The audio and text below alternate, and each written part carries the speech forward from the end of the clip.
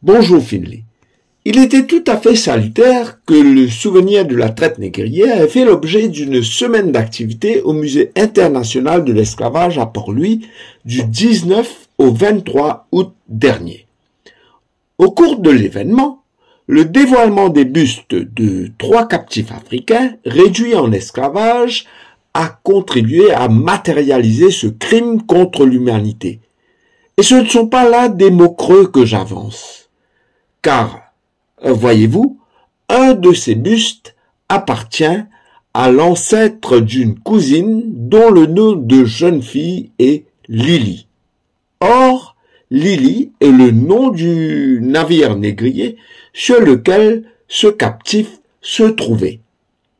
Depuis ces dernières décennies, nous assistons à un mouvement de mise en lumière de la traite négrière et de son corollaire qu'est l'esclavage, lequel mouvement a donné lieu à des revendications légitimes de discrimination positive, de réparation ou autres formes d'expression artistique comme le film Ni chaîne ni maître qui a secoué les consciences l'année dernière, d'autant plus que la scène se déroule chez nous à Maurice. Certains ont tendance à relativiser cette période douloureuse de l'exploitation et la prédation de l'homme par l'homme et dressent des parallèles avec d'autres formes de servitude moderne comme la toxicomanie ou le traitement des travailleurs engagés, alors que d'autres avanceront qu'il ne sert à rien de remuer le passé, qu'il faut que nous avancions, d'autant plus que le soleil, disent-ils, brille pour tout le monde en démocratie. Nous pouvons les comprendre.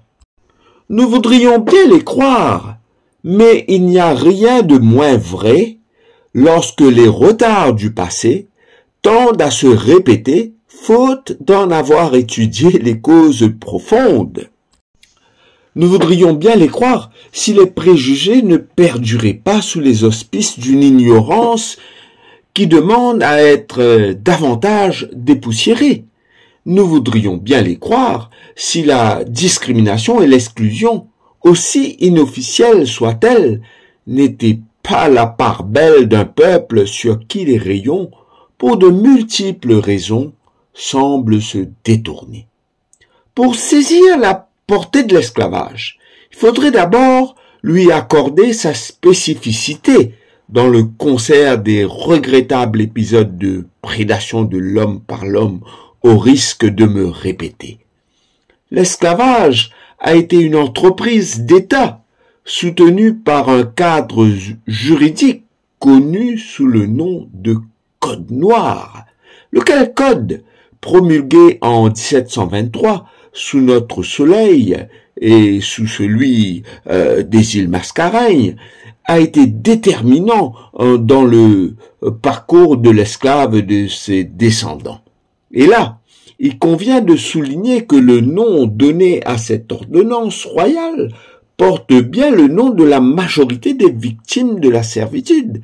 S'il est vrai que certains Asiatiques furent eux aussi réduits en esclavage, il n'est pas moins vrai que leur nombre était marginal.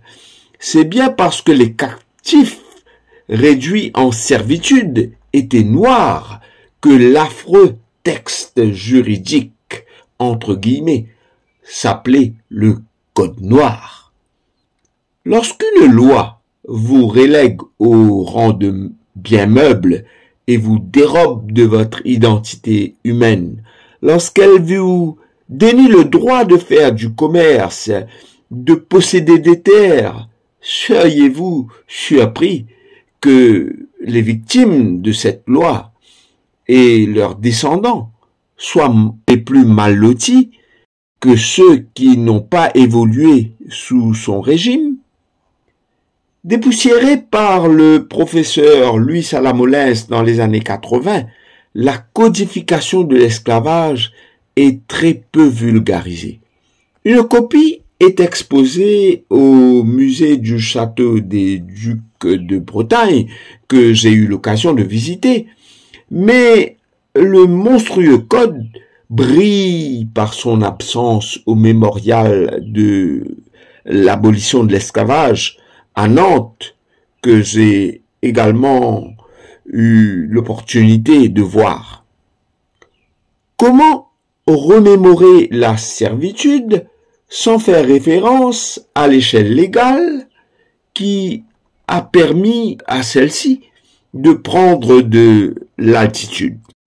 Il ne s'agit pas ici de trouver des prétextes pour se lamenter sur le sort des esclaves et de leurs descendants. Il s'agit de démasquer le mécanisme afin de faciliter la cicatrisation des plaies, détruire la discrimination et les préjugés, et aussi promouvoir toute forme de réconciliation et de réparation.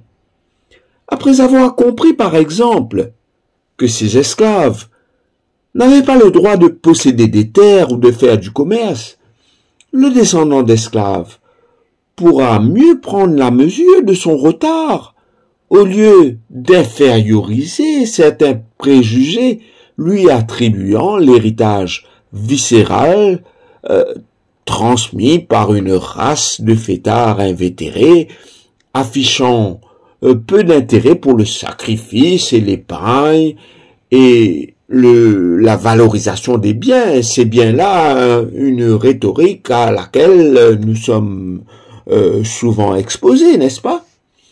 Cette frivolité injustifiée tranche ironiquement avec l'exploitation organisée à laquelle l'esclavage a été soumise.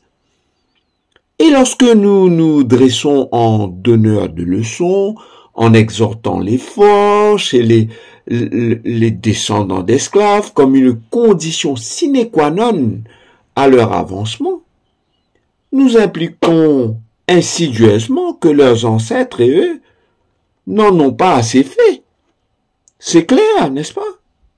Or, de leur contribution à la construction des premières infrastructures du pays, en passant par l'installation et l'entretien opérationnel du chemin de fer, aussi bien qu'à leur participation dans le domaine de la mécanique industrielle, entre autres, l'esclave et ses descendants n'ont jamais cessé de transpirer pour gagner leur vie et construire la nôtre.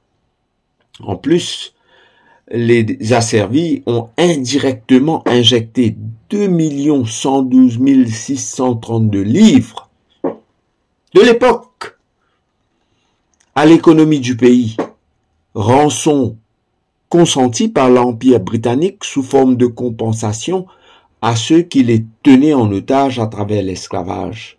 Et ils n'en ont rien eu. Cette manne énorme, qui équivaudrait aujourd'hui à plus de 15 milliards, a servi de donner un sérieux coup de fouet à nos assises financières et à notre santé industrielle.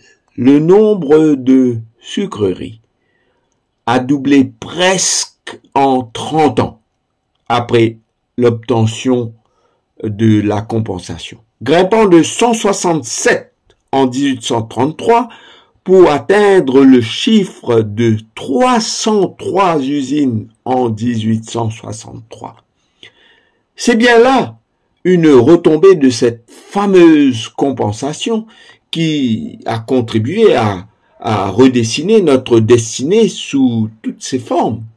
Curieusement, pendant longtemps, l'histoire a minoré ou choisi d'oublier cette poignée de main en or au même titre qu'elle aura essayé de justifier le sort de ceux qui en étaient à l'origine et qui n'en ont rien reçu.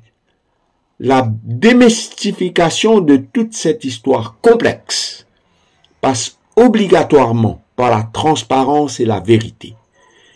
Et il ne faut ni avoir peur d'en parler, ni craindre de la vulgariser. Mais attention, vulgarisation ne veut pas dire banalisation, encore moins relativisme ou révisionnisme. Quand l'humanité a été cassée il faut bien chercher à recoller les morceaux pour la réconcilier. Il y va de notre destin commun. Merci Finlay et bon dimanche aux auditeurs.